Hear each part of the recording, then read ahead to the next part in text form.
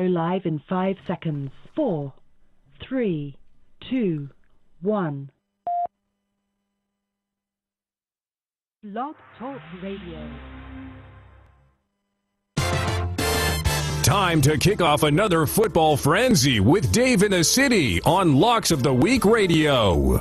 Coast to coast, internet sports talk, Locks of the Week. Doc Rivers continues to time and time again not get it when it comes to getting... Oh! Let him play! How Connecticut are you? Are you wearing khakis and a polo? Regarding Lynch, who cares? What was he going to do today? Was he going to address each quarterback? Oh, thank you for the question. Cap ran through the entire Yankee lineup, but he left out one guy, and his name is Alex Rodriguez. I like to try and forget about him because. From Los Angeles, this is Dave in the City, brought to you by Locks of the Week Radio. Now, here's Dave Medina. Good evening, sports fans, and a pleasure to have you here for the big NFL Draft Show. Good to have you with us here in the city on Locks of the Week Radio and on YouTube tonight, youtube.com/users/DidCow. Follow us at DidCow. You see it right there in tiny letters on the bottom of your screen. Good to have you with us once more for this program. Ron in New Jersey should be joining us in just a moment for this great preview of 32 teams trying to figure out their future. And this draft this year in the NFL will take place in Chicago for the first time since 1964. And as the NFL Network put it, it was so long ago the now Willis Tower wasn't even constructed yet. And how can you even think of Chicago without thinking of the Sears/Willis Tower? And how can you think of the NFL Draft Preview without our next, or our only contributor to the program tonight, Ron in New Jersey, who will now join us for this hour. Ron, it is a pleasure to have you here on the program to break down all kinds of wonderful draft choices. And again, many teams and franchises' futures could be in the balance. So good to have you with us tonight. Ron, welcome to the show. How's it going tonight? Good, Dave. How are you? Doing great, and this is a good time to break it all down. You know, what I think is really funny about the NFL Draft this year, Ron, is that people have really gotten excited about it over the last 5 years. I know 2 people who are doing draft parties, and my friend Coach, my roommate, is one of those guys. He's having people over, going to have like pizzas and chips. Can you imagine how much this draft has grown in the last 30 years? Yeah, you know, we mocked it when they decided to move to Thursday night and make it a 3-day event. But I really do think that it did open up that door to make it more accessible to be an actual, quote unquote event where you could get some friends over and watch it, especially if your team is picking in the top 10, and it really does become a must-see TV. Yeah, and the ratings have certainly proven that. I mean, millions and millions of people are watching these programs, even though that even if they have it on 2 channels, which they do. ESPN has coverage, as they have had since the very beginning, since they started televising the event in, if I remember correctly, it was 1983. And the NFL Network does its own coverage at the same time. So I think it's cool that they have that. I mean, because some people like the NFL guys more than the ESPN guys, but some people are true to the ESPN guys. When you watch the draft, which channel do you usually choose, or do you watch them both? Some people are nuts. They'll watch them both. It's just it's hard to imagine. But which channel do you usually choose when you're watching the coverage? I am one of those people who will probably flip between the 2, but mainly I like the NFL Draft on the NFL Network. I like their guys better. I think Mayock does a better job with it. And, basically I can't stand Chris Berman. So, yeah, it just makes it hard. It really does. It makes it hard to watch on ESPN. Well, you're not alone. I mean, Chris Berman's grading to a lot of people. Our friend Mike in North Jersey certainly spoken about how much he can't stand him. And he's, again, like I said, I'm in that boat too. He's tough to take. All right, so let's get to it. The NFL Draft begins on Thursday night on either ESPN or NFL Network. So let's chat about some of the storylines getting into the draft. First of all, the two quarterbacks at the top. A lot of rumblings about Jameis Winston not being a great citizen off the field, but it seems to me that it is not affecting the NFL scouts' evaluation of him on the field, so he will remain where he is, the number one pick most likely. This was a debate for a few months, but it looks like he's emerging as the favorite. Your thoughts about the comparison between Winston and Marcus Mariota of Oregon? Well, I think both quarterbacks have two big flaws. And, with Winston, obviously one of them is the off-the-field stuff. And you can't minimize that. And especially, I don't know if you watched it, but they had last week on ESPN does the Draft Academy thing where they actually were following Winston around, and he was getting coached up by Jim Harbaugh, of all people, before the Combine on how to answer, some of the stuff about the off-the-field issues. And in my opinion, he just came off almost like, shrugged them off like no big deal. And that's kind of unsettling when you think about how, it's not just one or two issues that he had that you could just blow off. I mean, he's got a track record of doing some pretty stupid things off the field. Yep. And I mean, if you read the young woman who said that he raped her, if you read her story, I mean, it's pretty bad. So, I'll give him the benefit of the doubt, but that's a huge question mark in my opinion. And the other thing with Winston is he seemed to regress this year with better talent around him. At least I thought so. 2013, I mean, he'd have games where almost every single game he was 20 of 24, 4 touchdowns, no interceptions. And this year, with better receivers, better offensive line, I mean, he had first halves. I mean, we talked about it ad nauseum during the year. He had first halves that were just horrendous. So I do think that that's something to be worried about. But, he has the size, the arm strength, so he's clearly the number one pick this year, I think. And as far as Mariota goes, he is a system quarterback. I think that's a big question mark. And as well for him, he seemed to he seemed to come up small in a big spot. You watched the Pac-12. You've seen him in the big games. I mean, he struggled. He did. He did. He struggled in the playoffs this year. So that's another thing that I'd be worried about with him. I agree. It's that's when jury for me. The jury's out on him. I'm not. That's tough. That's tough for me to really feel. Anytime he went up against a big defense, he was just not that effective. And the worst example of that was the last example, which was against Ohio State in the national championship game. He stinks. Bingo, yeah. He stunk. Or what is it? He stinked? He stunk. Whatever. He stank. He did. Yeah, he did both. I think. Right. Yeah. But yeah, when you put it, when there was a case when there was a big time defense who had time to game plan specifically for him, he came up small, and that's got to be something to worry about, especially when he's probably going to go to a team that doesn't run a spread offense like he ran in Oregon. So yeah, huge question mark. It's a big question mark. So there are no real slam dunk. I mean, not that anything's truly a slam dunk with the NFL draft, but you do have question marks with both of your top two picks this year. So it is going to be a situation where you are going to get a quarterback selected in the first round. It's not like you're going to have a tackle selected in the beginning of the draft, as we had a couple years ago. I think that was the guy from, who was it, A&M? Right. Jokel? Was that the guy? Central Michigan. The kid Fisher went number one. Oh, Fisher, yeah. That's right. And so. And Jokel went too.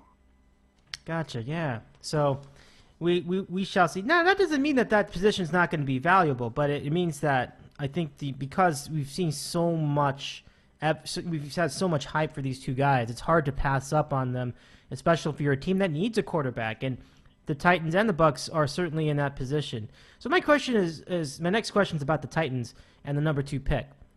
Do you think that someone's going to make a play for that number 2 position in the draft? Will there be a trade on draft day or beforehand for the second pick?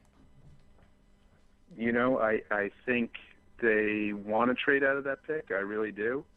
And I think there's a lot of teams that will probably try to move up. I think the price is going to be too high. And I actually think Tennessee is going to stay at number 2. And I don't think they're going to take Mariota, to be honest with you. I think they're going to they'll get out of it. I think they're going to take Leonard Williams. Interesting. So if they trade. Oh, you mean that they might just take Leonard Williams with the second pick? They could do that. I do. I think they're going to do that. I think they're going to stay at number 2. I think logically to move up to number 2, it's going to take a lot from wherever you are, right? So you figure what teams need a quarterback that can that are relatively close to the number 2 pick. You got the Jets at 6. Maybe St. Louis at 10, and Cleveland at 12. But I think they'll all try to move up. I just don't think they're going to get a trade done. I think it's going to come down to Tennessee being on the clock, and I think they'll go with the best player available, and I think that's Leonard Williams. He's pretty good, and I've watched him for the last year or so at SC. Man, he can make plays. Now, I realize that he can dominant, He dominates. And now, he's not necessarily the smartest guy in the field, but he certainly is the most visible on the defensive side of the ball. He's very, very good. So I think they would be in a great spot if they went after him. And it's a very big position of need. They need a pass rusher on the Titans. They need defense. The cornerback is also lacking. That's going to be a good position. Okay, so let's get a final question regarding the draft. Let's see. I mean, regarding the overall timbre of the draft, do you think that there will be any other trades before or during this particular draft this year? Because we had some rumblings about. No, that wasn't my question. Excuse me, I went over that already. The question I had, my final question. These notes are really small. It's scribbled so small. The final question is about these recent charges and misdemeanors by some of these draft picks. Today we heard about Shane Ray getting pulled over for marijuana possession, which I think is ridiculous. That's not a big deal to me. But then there have been other such situations. I think the guy from LSU, who was that? Yep, Collins. Collins, yeah. The offensive tackle. He got tagged too. So the question is this going to are these going to have immediate impacts on their draft status in 2 days? Is it going to hurt their draft status? Is it going to affect their contracts? Yeah, I think with Shane Ray, I think he was slipping already. And the big thing with him is, when he went into the combine, he failed a lot of the physicals because he has a turf toe injury, which, some of the teams said they think he needs surgery. He went to his own personal doctor who said he doesn't. But when you think about it, I mean, he's got one job to do on the field, right? Rush the passer. Yep. So how effective is he going to be? Outside of the marijuana bust, I agree with you. It's no big deal. I mean, it's a kid. He's driving around. Who cares? I mean, right? I mean, who cares? It wasn't even that big amount. But yeah. No, and honestly, is that going to prohibit you from taking him on your team? It wouldn't stop me if I was a GM. Yeah. But I think the bigger issue with him is that toe injury, and I think that's going to scare off a lot of teams. Yeah, so the injury might be an issue. That's an interesting thought point. I didn't think of that. That's good thinking, Ron in New Jersey, on the program with us tonight. I'm Dave Medina. If you're enjoying this program on the air, glad to have you with us.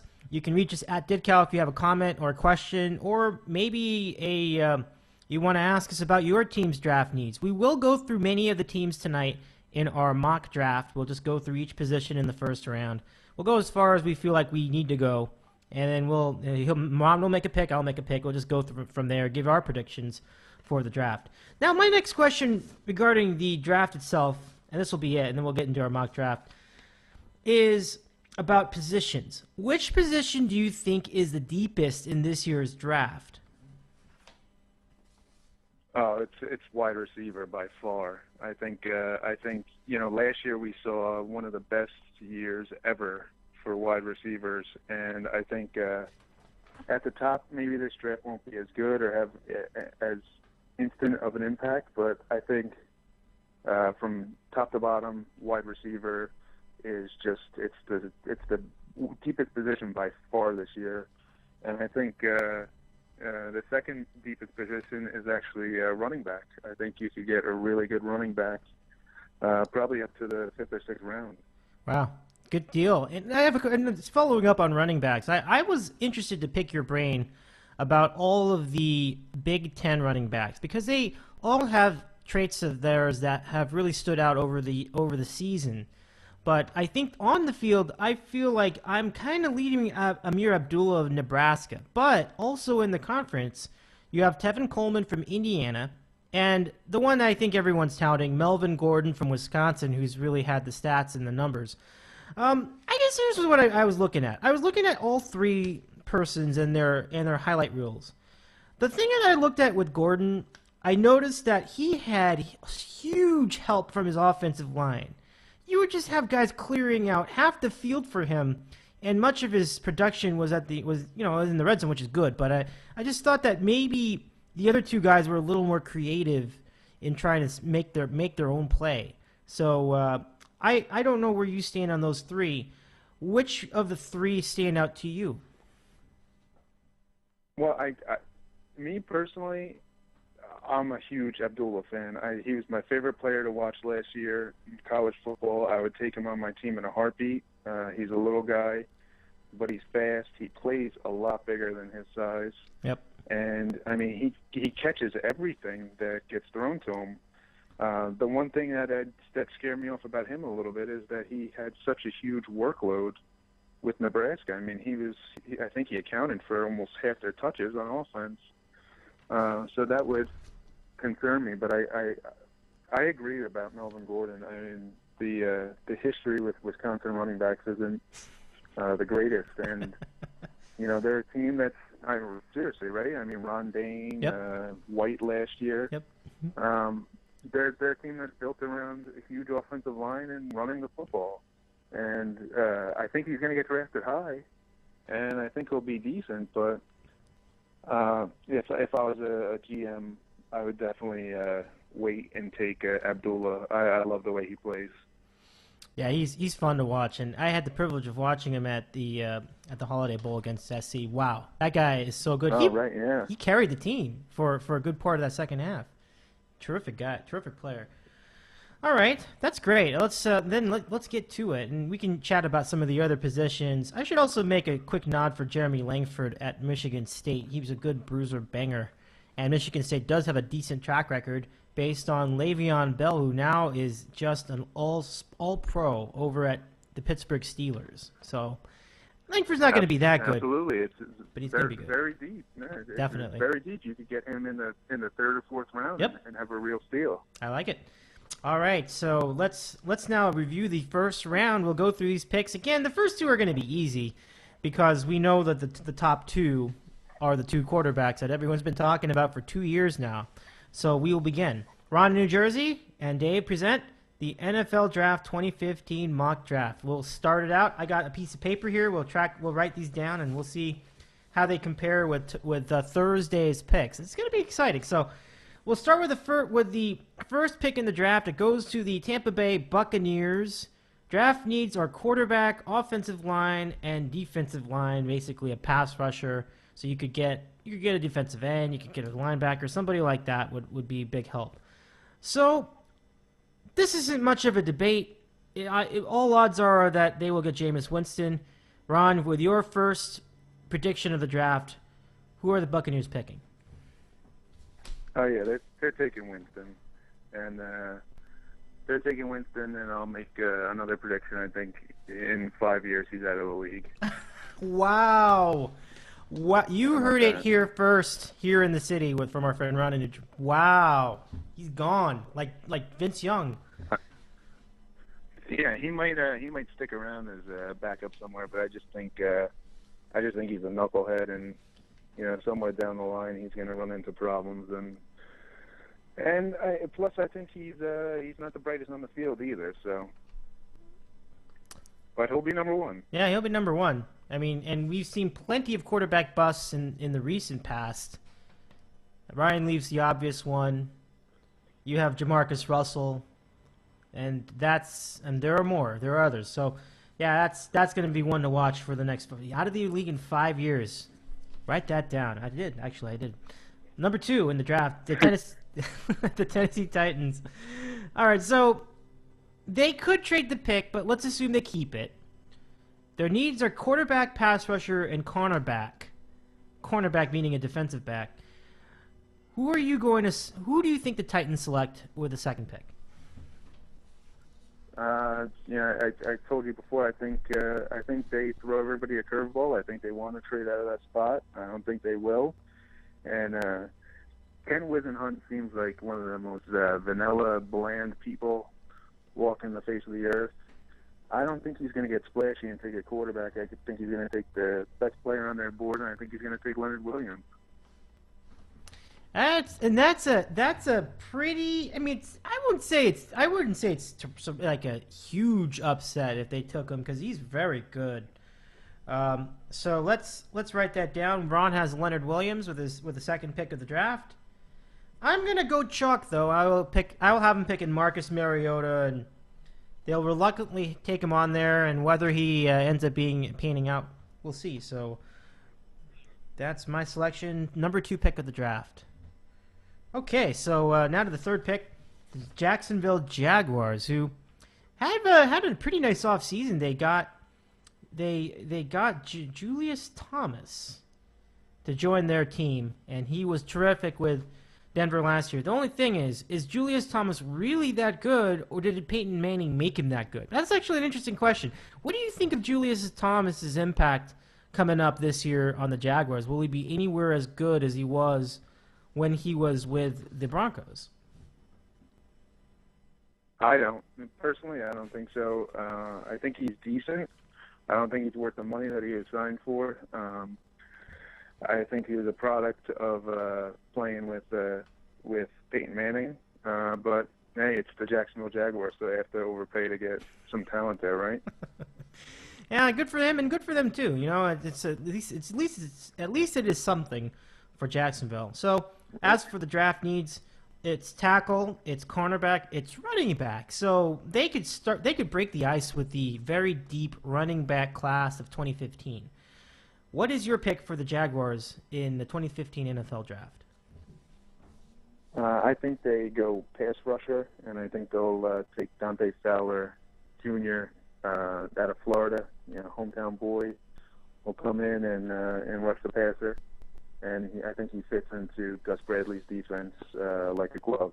So, take Fowler.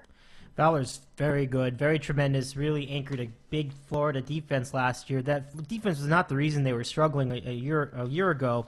They couldn't put up the points, but their defensive guys are very good.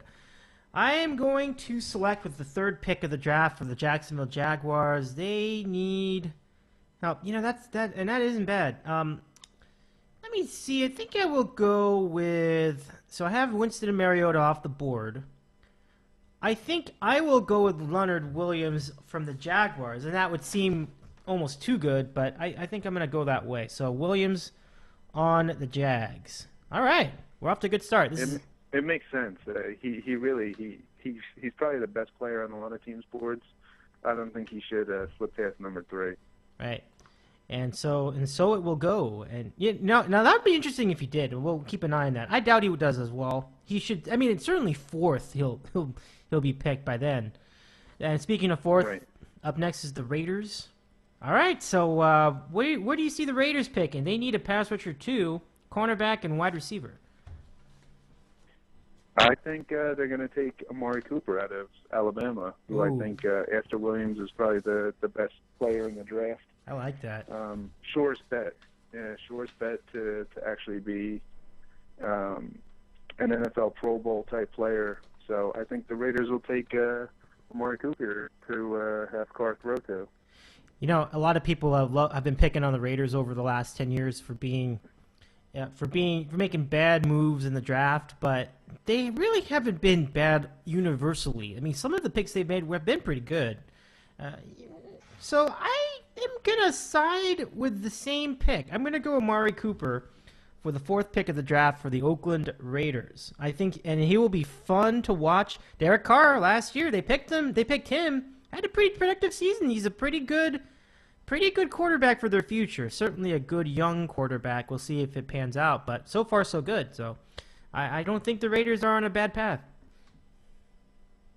I think, I mean, if you take Carr last year, you might as well give him some targets to throw to. I couldn't even tell you who their number 1 receiver is, to be honest with you. Right, that's a good point. I can't think of him either. I mean, the running back situation for Oakland is pretty good, but the wide receiver, completely forgettable. I mean, I think Jacoby Ford was the only name I could think of.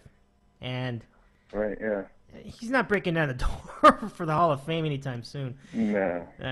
All right, so up next, the Redskins. And the Redskins need a lot of help, but they will retain RG3. They picked up his option for 2016, so he's most likely going to be the quarterback as long as he stays healthy, which hasn't really happened yet. But if it does, he will be the quarterback. So they've got a lot of needs, mostly on defense. Let's see if they go that way. Ron, let's get your pick for the Washington Redskins. I think the Redskins are going to take, like you said, they need a pass rusher. They lost Arakpo in the offseason. If you watched the team last year without him, they were just getting picked apart. So I think they're going to go with Vic Beasley, one of my favorite players in the draft, the outside linebacker from Clemson. Very cool. And Clemson's known for their offense, or they had been for the longest time, but Beasley certainly was a standout as well. I think I'm gonna go for the Redskins. I'm actually gonna go with Cedric Ogbuehi. Ogbuehi, and I think he was at Texas A&M. So I will go. Now, would that be a surprise if that really did happen? They go with Cedric Ogbuehi in the beginning of the draft?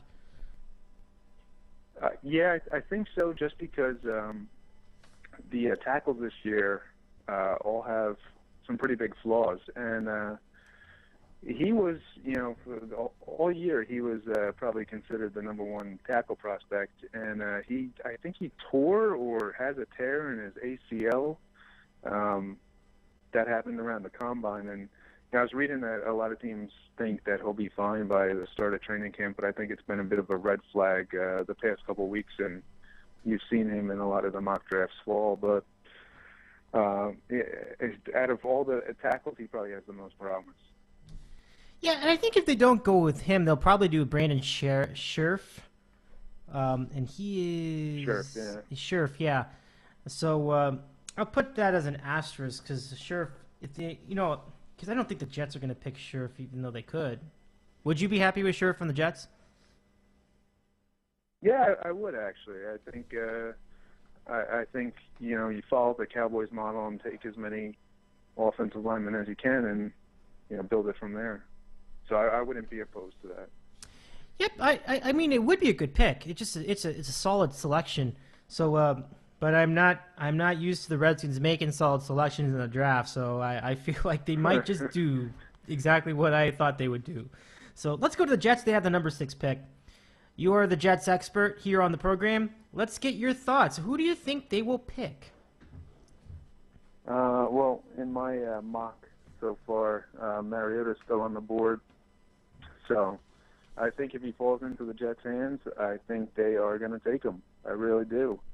I think he's a natural fit for the offense that Chan Gailey runs. You have a new coach and a new GM. You would think that they would want their own quarterback to start their regime. So if Mariota's there, I see the Jets taking him. Fascinating, ushering yet another new quarterback era in Jets history. we will see if that. Maybe it would get some juice, though. That's for sure. It would get a lot of excitement. I mean, Mariota was on the air with Mike Francesa last week or this week. Was it this week? I think it was this week. He was on the air with them, and didn't have much to say, in all honesty. But it was interesting that he was on the air in New York. So on we go. Oh, did he have anything interesting? Did you hear the show? I don't remember. I didn't catch the whole thing, but. Didn't have much to say. He was only on for a couple minutes. Yeah, see, that's what I was on thinking. To promote Subway or something like that. He's going to be one of those one of the guys on the friggin' Subway commercials. So. I don't know if that's an accomplishment or not. I don't know if I'd be going around touting that, but more power to him. It could be a kiss of death too. I mean, RG3's on there. Who was the other guy that was on there that was really bad? Can't remember, but. Justin Tuck did some Subway commercials. He was okay, so I guess there is that. Anyway, Jay Glazer? Yeah, Jay Glazer is ridiculous. He's a buffoon. But so we. Oh man, he really is short. I remember one time, Coach and I were waiting for a car, and he was there with Michael Strahan. Of course, they're buds. We all know that whole deal. But yeah, the dude is tiny. It's just like you could knock him over. I mean, you would have a field day. I don't. He's about 4 feet tall. Yeah. He looks like he's fat, but he's always promoting that he's doing these MMA and these workout regimes. I'm like, what the hell is going? Is it for real? I mean, honestly, he looks like a bowling ball. He does. You could roll him. It's true. That's so funny. Yeah, I don't know. Something's missing from that whole routine of his. If he really is doing all UFC stuff that he said, or MMA stuff he says he is. Oh man, well, maybe it's just hot air that he's full. Who knows? I won't even go there. Yeah, you might be right, Dave. You might be right. Yeah, he's got a lot of that. Anyway, let's proceed with our draft coverage. Up next. Oh, I gotta give you a pick. Okay, so the Jets. I think you're going to go cornerback. And so now it's a tough decision between Marcus Peters and Trey Waynes. I think they're going to go with Marcus Peters. So we will have the Jets selecting Marcus Peters, the cornerback out of the University of Washington. Dave, if that happens, I will drive to Florham Park and I will shit on everybody's car. I will pick up Say Hello to Otis on my way. I will fly in Gator from Florida. Wow. And we will have a brawl at the Jets headquarters. Not into it, huh? Wow. No, I don't want to see another cornerback. I know that'd be a lot of cornerbacks. It's just over. Yeah, no, I don't want to sound like Paul Patino, but I mean they do have about 9 starting quarterbacks on their team. So you're right though. That would be kind of ridiculous, but that's why I think they'll do it because they love drafting those cornerbacks. It's so funny. Like, well, we got to figure out how to replace Cromartie, and I think that's going to be their argument. They're going to be like, well, we got to replace him. We got to make up for the fact that that we lost. They did replace him, Dave. They replaced Cromartie with Cromartie. They re-signed him. Oh, I'm so stupid. It's not so much Cromartie then. It's the fact that they're trying to get Revis, trying to make up for losing Revis when he went to the Patriots. And I think... I would not put it past the Jets to do anything in the draft. If you told me they were taking a kicker in the first round, Dave, I've had nightmares of that happening, so it would not surprise me. That'd be pretty bad. And taking a cornerback would be just as bad, which is, again, it's sort of one of those deals where you can only imagine if they were to, where those what is it that they say? The ones that history is doomed to repeat itself, something like that. And so we now move. I know what you mean. Yeah, and the Bears, the Jets can have those moments. Okay.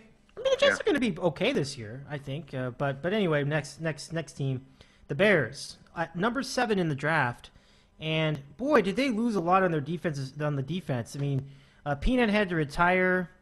Tillman, that would be, and that's a big blow. My gosh, that was a big part of it. And so their defense has been pretty bad the last 2 seasons overall. They need help on the anything defense, like linebacker, defensive back, pass rusher, and the defensive line. Any defensive player is going to be a big help for the Bears.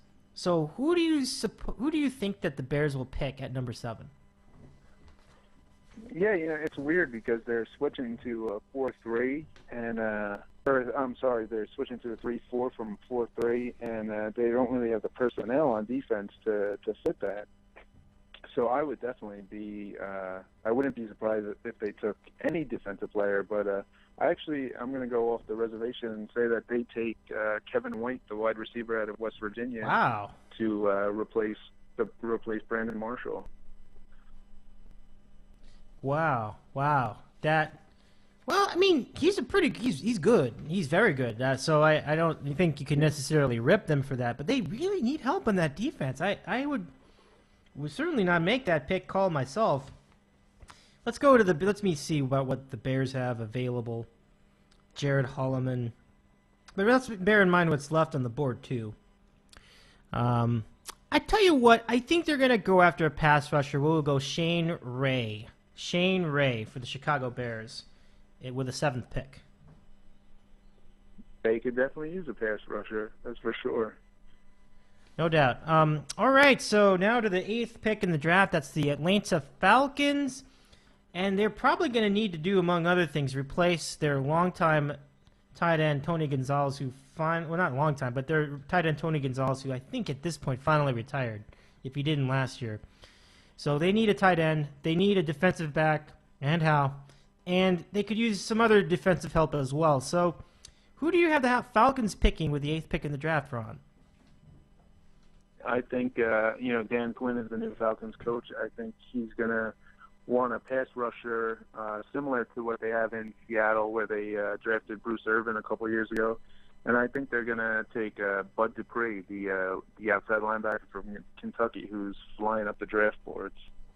Yeah, you're right. He's really, really worked his way up the board. I mean, he was going to be a nice, middle of the round, low first round pick, or maybe even a second round pick. Now he's really worked his way up. So he's certainly shown himself a lot of potential. I will also go defense. I will have them selecting the Falcons. Will go after. Let's do this. I'll have them go after Trey Waynes, Michigan State. Trey Waynes. Love him. I think he's by far and away the best corner in the draft. Yeah, that would be real. And he was good this year. He made some serious plays. Michigan State's defense was at times very, very solid and very, very tough to beat, depending on the time of the year. Okay, now to the 9th pick in the draft, our favorite team, Ron, the Giants. And, boy, do they need... I mean, they can't go wrong, right? It doesn't matter who they pick. It's going to be fantastic. And so let's now go to Paul Dottino. No, I'm just kidding. Let's go ahead and break this down ourselves.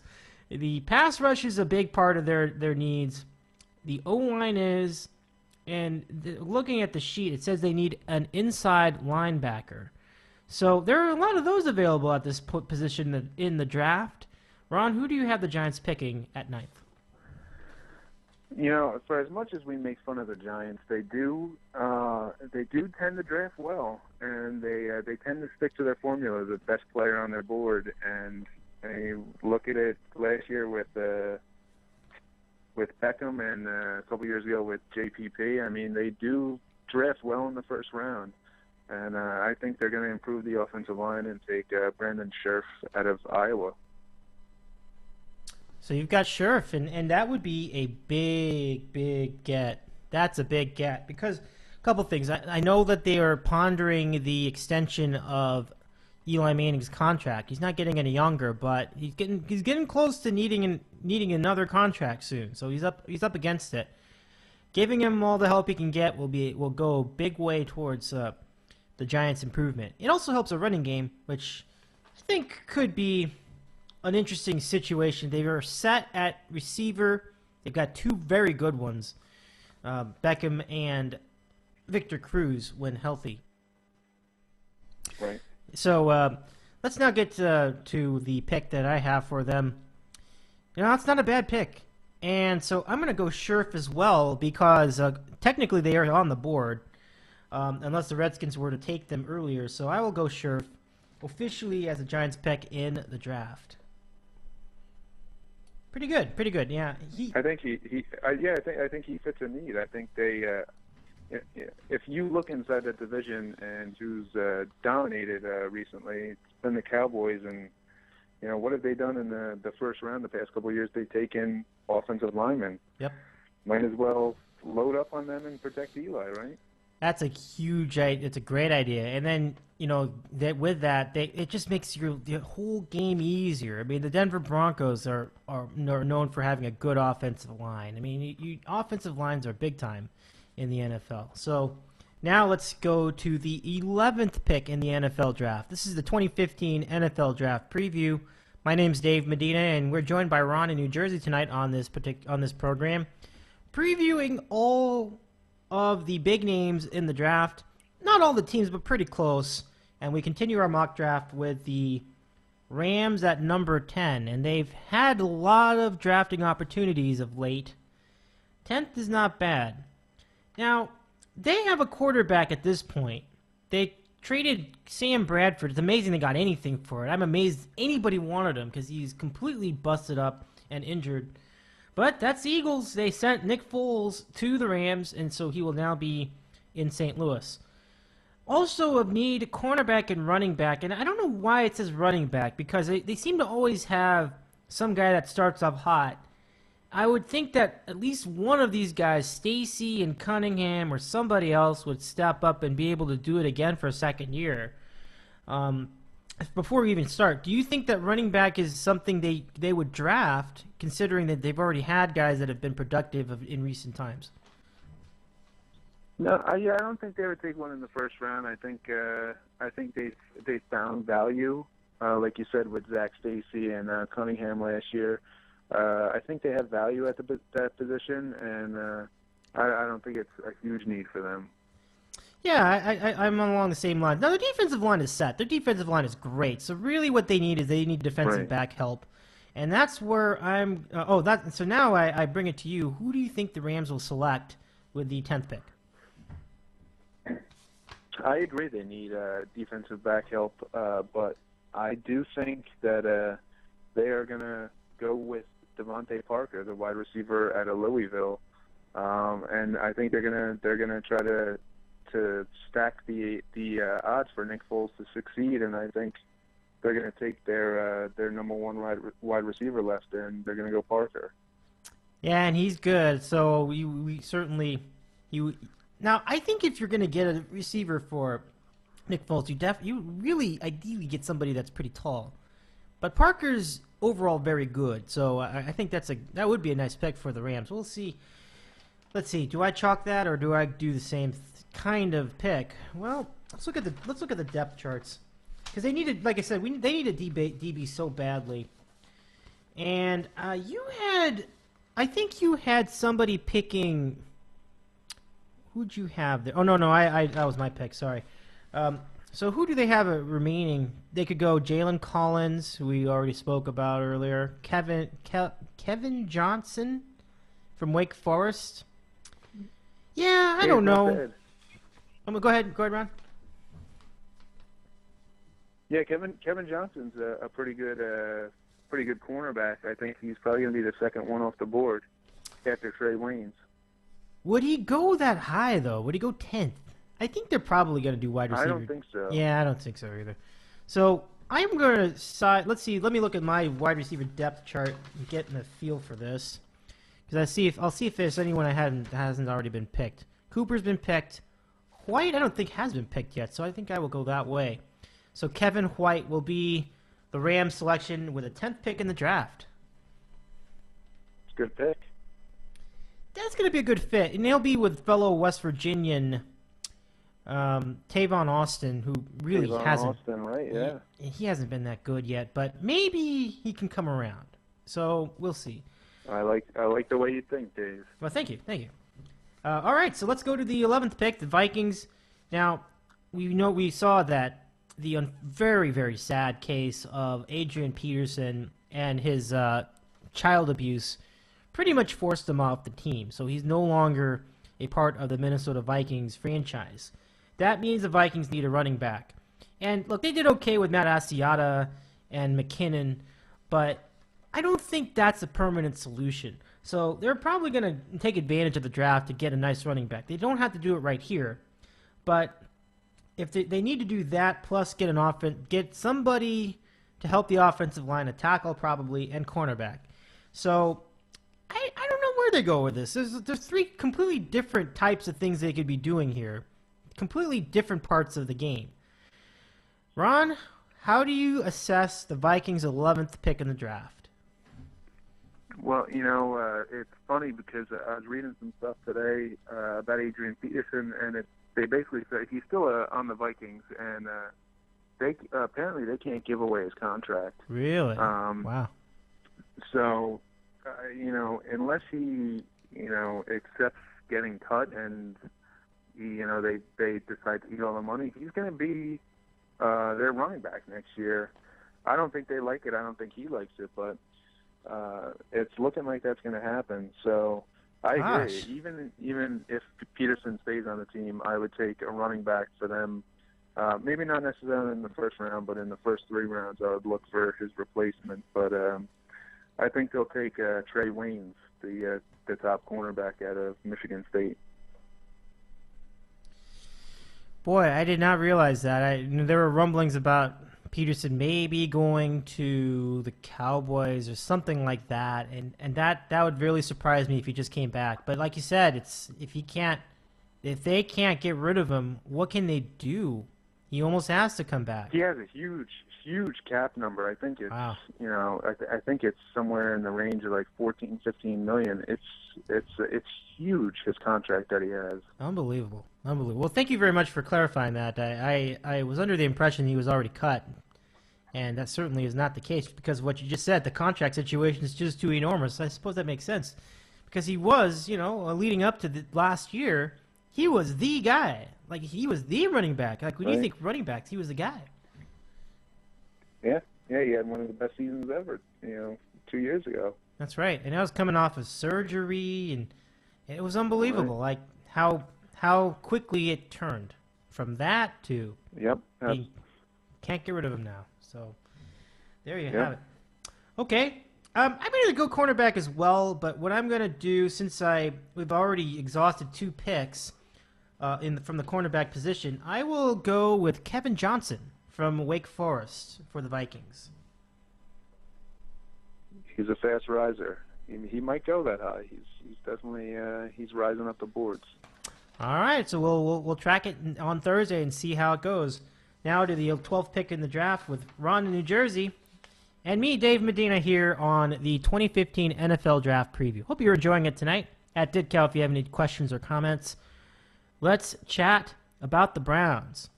The Browns this year have very, very nice territory to work with.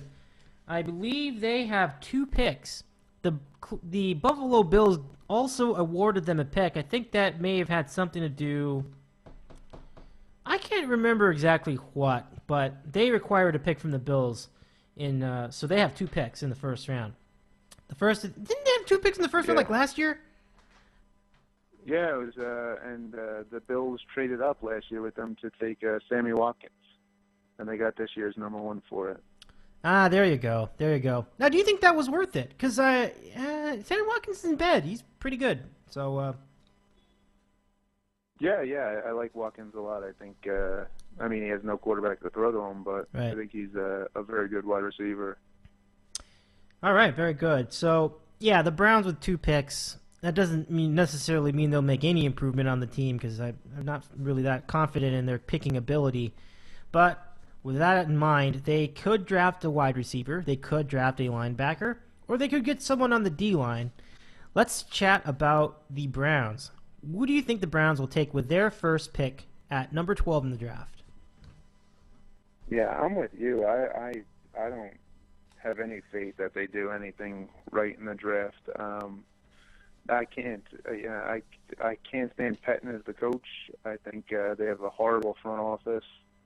I think taking Manziel last year to a team that plays a pro-style offense was just a killer for him personally. And then they let go of Hoyer and they signed Josh McCown, who was horrible last year. I mean, anything that they do is just, I mean, they don't make sense. They're like the 1990 Jets with the stuff that they do. Wow.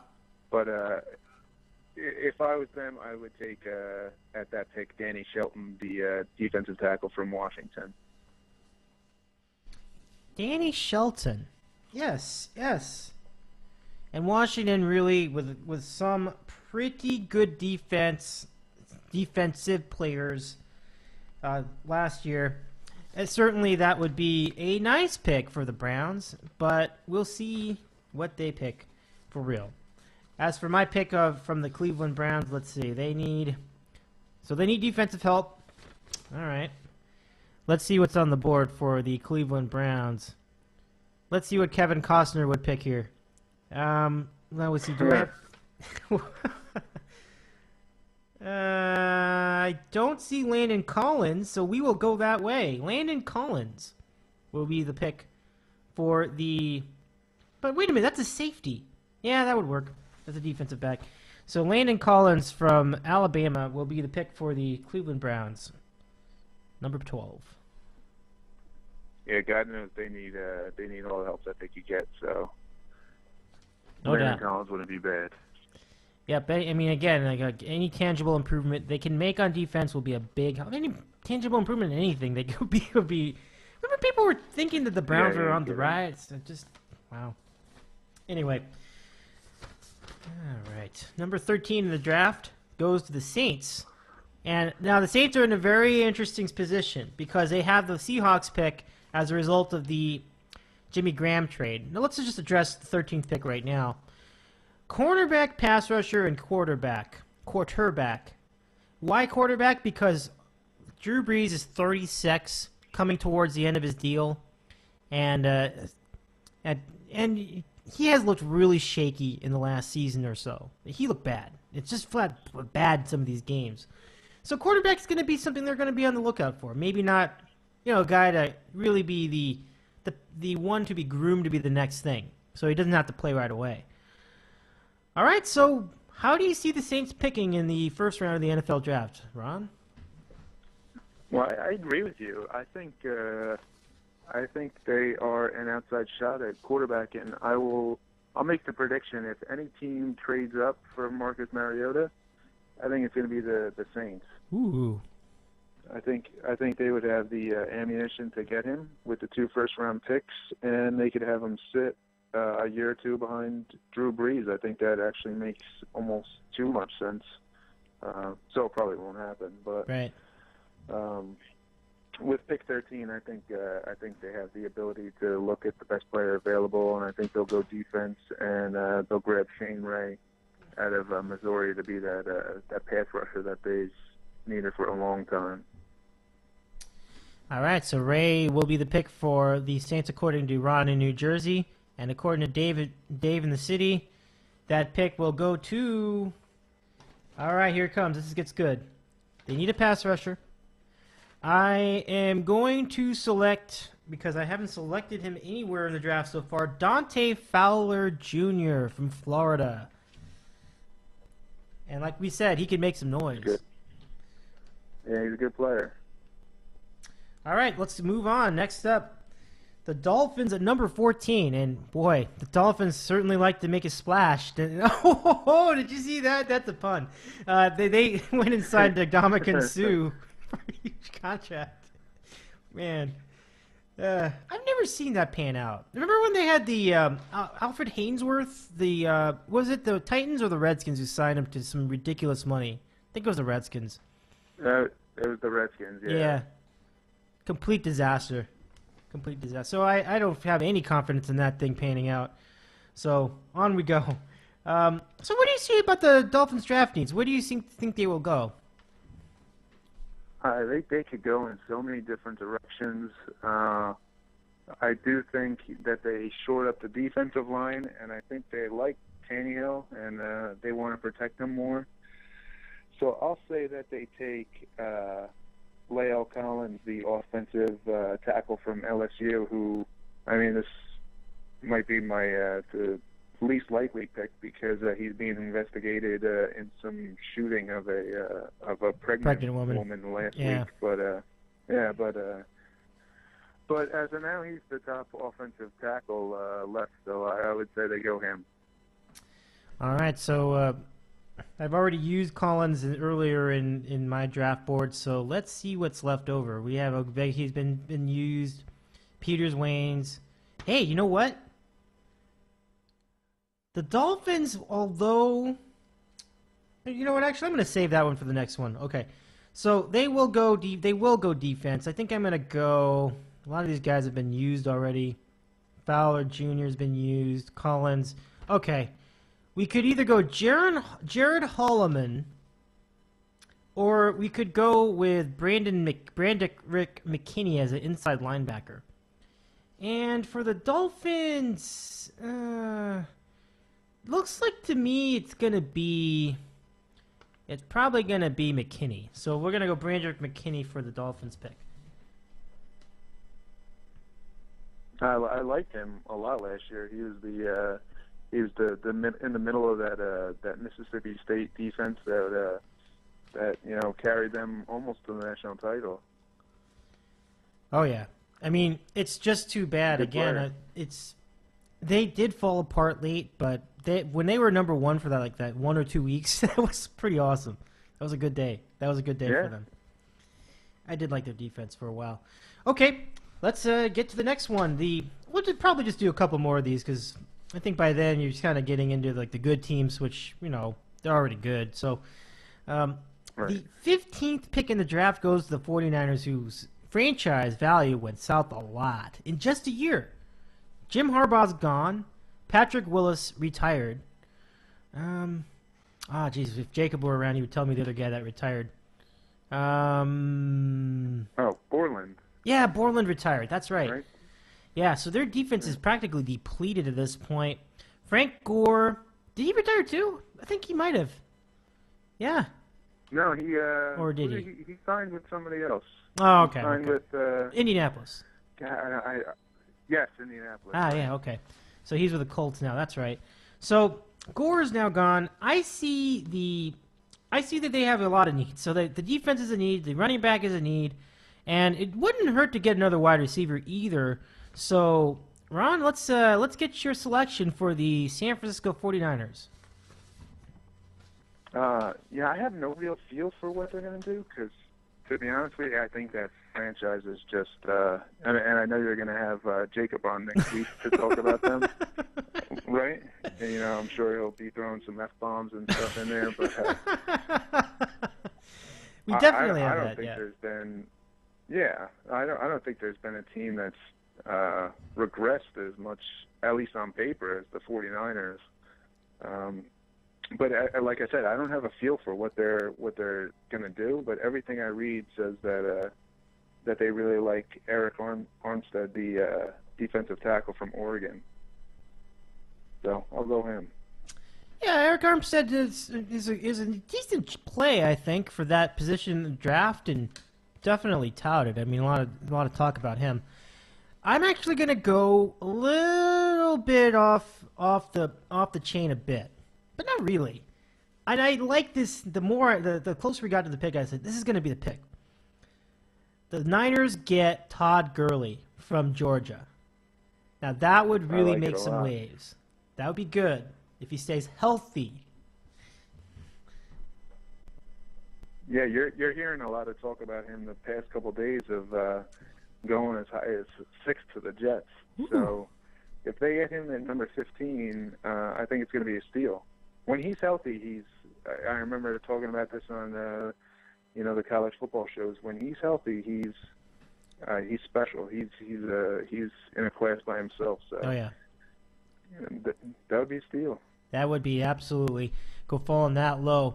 And yeah, I think you have a point that I don't think he will end up falling that low because it's just not only has he been so great for a number of years, but he's been in so many high profile games, nationally televised games in the SEC that naturally, people are going to have a lot of focus on him, and so I do think he'll probably end up getting picked beforehand. But I think the 15th pick was not completely out of the question, and so if the Niners are around for it, they got to make that pick. I think that's an easy call if they still have him on the board. So you're right, it would be a really good pick at 15. So this is interesting. So now we've reached just about half the league. Next is the Texans. Where do you have them picking? The Texans might be good for a running back. And the Texans, do I have that right? Yeah, yeah. They also need a quarterback, no doubt. I mean, they were trying to kick around Fitzpatrick last year. Man, that was bad. No, wait, was that Fitzpatrick? Yeah, I think it was. Wide receiver, offensive line, and you go either way with that. So what do you see with the Texans? I think they're going to go wide receiver. They lost Andre Johnson, and I'll throw this name out there for them. I think they're going to go. He's close to your heart, Nelson Aguilar, the wide receiver from USC, who I think is terribly underrated. I mean, he was dominant when he was healthy last year. So I like him a lot in that spot. Yeah, Aguilar really had some serious some accolades and milestones last year. He would have some games where he was just really tearing it up, like 150 receiving yards. So he's had his moments, and so not a terrible pick. So the Texans with Aguilar, they are going to need a wide receiver. Let me see, but on my board I may have an even bigger draft pick available because I don't think I've used up all the wide receivers yet. Let's see, Devontae Parker. Did I pick Devontae Parker yet? No, I didn't. I don't think you did. Yeah, I'm going to go Devontae Parker for the Texans. There it is. That would be a steal. Yeah, you're right. I probably should have had him picked realistically higher in the draft, but it could happen. I mean, we saw it last year. Some of the guys we thought were going to get picked early did not get picked for a while. So it can happen. It happens every year, yeah. Yeah, every year. Ron in New Jersey with us tonight. And to close it up, let's chat about some of the other teams in the draft. So, all right, so what other possible big draft picks could you see going through the rest of the first round? And then what do you see as your draft steals, and what do you think will be guys that will be picked too high? So we'll start with draft steals. We already mentioned a few that could be potential draft steals in our mock draft. But who else in the draft do you see that could be a really good value pick if they're picked, let's say like 17th or in the second round? I think there's a bunch of wide receivers that can be instant playmakers. Like I said, Al Gore from USC, I think, is criminally underrated. Another kid, there's just so many wide receivers that could go in the first round any other year. Devin Smith out of Ohio State, Philip Dorsett from Miami. These are guys who are all fringe first round, second round guys who, wherever they get picked, they're probably going to end up starting and making an impact. Another wide receiver that'll probably go in the third or fourth round is Tyler Lockett from Kansas State, and that guy's money. He was dynamic his entire career with Kansas State. He really was, and I think you get him in the third round, and you have a kick returner and a deep threat in the third round. That's really criminally underrating the wide receiver position, because there's just so many guys out there this year. And I think another guy who we talked about before who is going to be a steal when he goes is Amir Abdullah from Nebraska. I think he'll go somewhere in the second round, maybe the top of the second round, and I think he's going to be Darren Sproles type player for a long time. All right, so to close our program tonight, who do you see as the most overrated draft prospects in this year's draft class? So this is the opposite of that. Like, who's going to get picked too high in the draft this year? Wow, it's a good question. You know what? I think any of the pass rushers, because a lot of the mock drafts have Fowler, Beasley, Shane Ray, Gregory, Bud Dupree, all going in the top 20. I think pass rushers is so. It's just such a crapshoot in the NFL. We saw it a couple of years ago when there was the year that Melvin Ingram came out with Chandler Jones, and the Jets got Quinn Coples, and all these guys were supposed to be these once in a lifetime pass rushers, and they're okay, but really not worth a first round pick. And so I would say any of the pass rushers might be a little overrated. Wow. And so they do get a lot of hype. Obviously, they make a lot of highlight plays. You see them on TV a lot. So I think I'm seeing I'm seeing your point here. This is certainly a decent. This certainly is a very good possibility of being overpicked or being overvalued. And I don't think necessarily guys like Leonard Williams will fall in that category, but at the same time, the group as a whole, maybe in other years it could have been lower in the draft and it would have made sense. So that's really good. Okay, so any final? I was just going to say with the NFL nowadays, it's all about the fit of the team that you go to. So a lot of these guys go to teams where they might be the best player on the board, but they don't fit necessarily into the team that they're going to, and they get considered to be busts when really it's just they never had a chance to begin with. Interesting. Yeah. So square pegs, round holes, it can be a real problem. Right. All right. So any closing thoughts from the draft? Any other observations you wanted to make before we close up shop tonight? No, I think it should be interesting. I think it's hard to do a mock draft because there's going to be trades. We know there's going to be trades, right? Yep. I mean, I think I read somewhere there's an average of 5 a year in the first round. So it'll be interesting because anything could happen in this year's draft because there's a lot of teams that need a lot of holes to fill, and especially here on the East Coast. I mean, we have both teams in the top 10, which doesn't happen very often. So it's definitely going to be a must see. Must see indeed. Well, let's see it together. We'll see it together, all of us in the country, on Thursday night at 8 o'clock Eastern Time on your channel of choice. Ron, this has been a real thrill again. Thank you very much for all your insight and your knowledge throughout the year, and we appreciate your time here on this NFL Draft preview. Enjoy the draft, and good luck to all your team. Good luck to all your picks, and good luck to the Jets pick as well. Dave, you're the best. Take it easy, buddy. Thanks, man. You too. All right, Ron in New Jersey. That does it for tonight's show. Well, that was a lot of fun. I really had a blast. Ron doing a tremendous job as usual this year on the NFL Draft preview. So that's it for us. Have a wonderful night. We'll be back tomorrow night with a regular show where we cover the NBA and the Spurs-Clippers series in progress. They're on tonight, as a matter of fact. So tune in for that. Random Questions with Kevin on the Cape at 9 o'clock Eastern tomorrow night. Till then, I'm Dave Medina. We'll see you next time.